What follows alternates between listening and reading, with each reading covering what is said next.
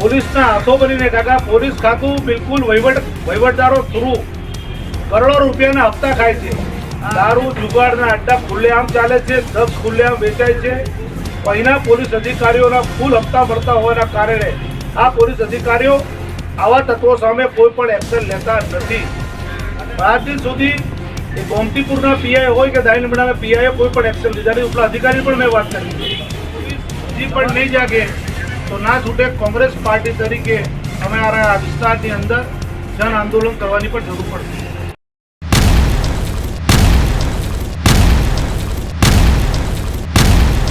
દાણીલીમડાના કોંગ્રેસના ધારાસભ્ય શૈલેષભાઈ પરમારે કહ્યું હતું કે ગુજરાતમાં આમ તો દારૂબંધી છે, છતાં દારૂ જુગારના અડ્ડા ખુલ્લેઆમ ચાલી રહ્યા છે।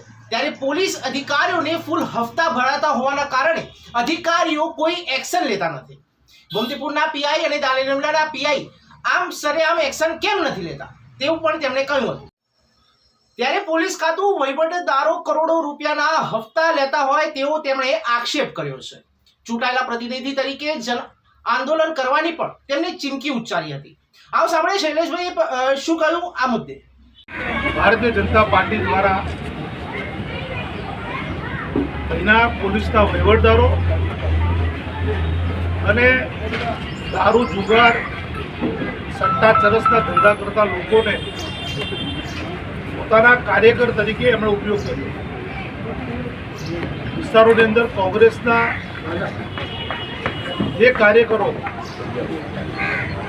ટેબલ ઉપર બેસતા હતા, મતદારો જે મત આપવા જતા હતા એને ધાક ધમકી આપીને રોકવાનું કામ પોલીસના વહીવટદારો અને અસામાજિક તત્વો દ્વારા કરવામાં આવ્યું કરો। અને આપણા સીસીટીવીની અંદર કયા ગુનેગારો તો એ ગુનેગારોને એરેસ્ટ કરો। 12 દિન સુધી એ ગોમતીપુરના પીઆઈ હોય કે દાણીલીમડાના પીઆઈએ કોઈ પણ એક્શન લીધા નહીં। ઉપલા અધિકારી પણ મેં વાત કરી।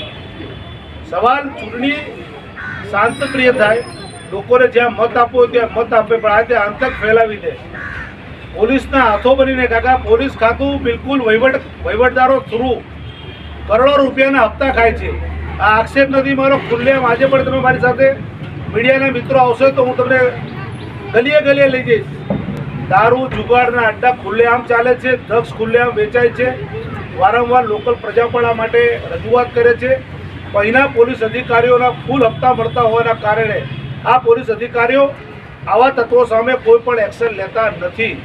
માટે અગાઉના અમારા પ્રદેશ પ્રમુખશ્રી જ્યારે આવી જશે ત્યારે જે વિસ્તારોની અંદર આ રીતના બનાવો બનેલા છે અમદાવાદ શહેરની અંદર એ તમામને ચૂંટણી પંચમાં અમારું એક ડેલિગેશન પણ મળવાનું છે અને ડેલિગેશનના માધ્યમથી જ્યાં જ્યાં પણ આવો પ્રોબ્લેમ થયેલા છે એ પ્રોબ્લેમ અમે ચૂંટણી પંચ સમક્ષ પણ રજૂ કરવાના છે।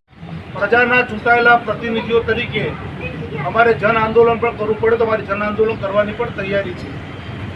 કોઈ પણ મુદ્દો કોઈ પણ ચર્ચાના સ્થાને હોઈ શકે છે, એનું બેસીને સમાધાન થઈ શકે છે, પણ જે રીતનો બનાવો છેલ્લા કેટલાક દિવસથી આ પરા વિસ્તારની અંદર જે બની રહ્યા છે, જો પોલીસ હજી પણ નહીં જાગે તો ના છૂટે કોંગ્રેસ પાર્ટી તરીકે અમે આ વિસ્તારની અંદર જન આંદોલન કરવાની પણ જરૂર પડશે।